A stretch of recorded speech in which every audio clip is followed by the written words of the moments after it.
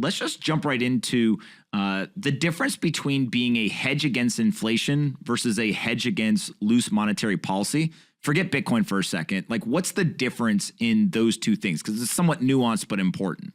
Sure. So really the difference is that policy reacts to inflation. So if you're trying to find things that are hedging against inflation, you need things that aren't going to be crushed by policy. So risky assets generally get crushed when policy reacts to inflation, whereas certain other things like commodities and bonds you have to be short bonds, of course, as an inflation hedge, tend to work even when policy reacts. So what you get essentially is two waves. You get the loose policy, which is what we had, extremely loose policy, fiscal and monetary, and that drives the price of all assets up. But the highest beta or the most volatile assets are the most risky assets. So, Ethereum, Bitcoin, and then after that, you had like NASDAQ stocks, meme stocks, all that kind of stuff reacts the most to loose monetary policy.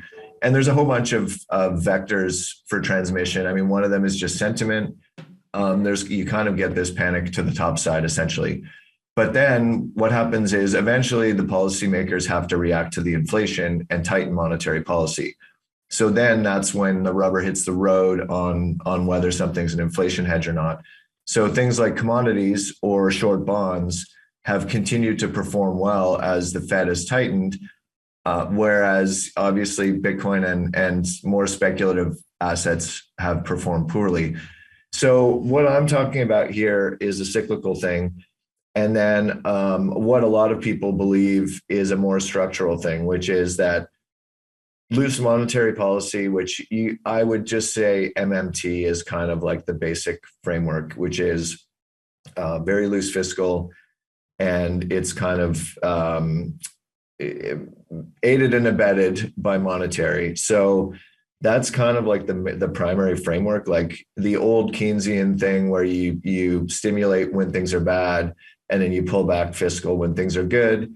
That's kind of gone in the garbage, and now it's a lot more like about MMT. So that started with like the TCJA, which was Trump's tax cut at the peak, which is extremely unusual, totally unheard of, and continued with the COVID response. So I think there's also this structural element of, these things like Bitcoin as a hedge will work in the long run because money is being debased, but then that's a structural thing. And then you got to watch out for the cycles, which obviously the cycles can be nasty. And I'm not saying this in hindsight. So like I was writing about this in November of 2021, that like the party's pretty much over, as the inflation and like loose policy and raging inflation is like manna for risky assets and for things like Bitcoin. But then when eventually policy reacts with a lag, then you got to watch out. So I think some people would, I know someone responded on Twitter, yeah, like, thanks for the update. Obviously this is like, I can see the prices on the screen. And I mean, that's certainly fair to some extent, but I don't think it's totally fair because lots of people were making this observation, including me, in November. So it's not all hindsight. And also I do think there's an importance or a usefulness to understanding the current cycle so that the next cycle you understand it better. Or go ahead, Julie. No, I was going to say, like, where do you think we're headed from here? Because as you pointed out, this was something you were writing about back in November. Where are we headed? So I'm like very cautiously optimistic now. Like I'm a little bit more bullish crypto, but definitely not raging bullish. There's a few things. So one is that the terminal rate, which is like how high is the Fed going to go, is pretty high now in terms of what the market expects. So the room for rates to go higher to me is pretty limited, unless you got like another full-on subsequent inflation shock, which I don't think we'll get, which would mean like probably that would mean oil to 150 or something like that, which is not my base case. So I'm cautiously optimistic because I think we're kind of around peak Fed. But then, just the way I was saying, you got to separate the cyclical from the structural. You also have to separate the endogenous from the exogenous. So crypto has been getting hit by exogenous, which is external forces, which is macro, higher real rates, tightening policy, essentially like the inverse of the fiat debasement trade, right? So people correctly saw crypto and specifically Bitcoin as a fiat debasement hedge. And that was true. But then if the Fed hikes real rates from -1 to +1, fiat debasement isn't really a thing as much anymore because fiat currency has positive, positive value in theory. So the question now is, okay, if that exogenous shock is done, which I kind of think it is, like I think the Fed's close to probably peak. Although I will just say one quick little caveat there is that the Fed tends to always fight the last war. So that's what you got with flexible average inflation targeting, was they failed to get inflation up for so long that they finally said, okay, screw it, we're all in. And of course, that was the worst possible timing. So now they're going to be fighting the last war again, which is they're going to be scared of inflation. The politics of inflation are bad. It makes the Fed look bad. They're hurting credibility wise. So I don't think it's going to be like 2018, 2019, where they just went from hiking to cutting.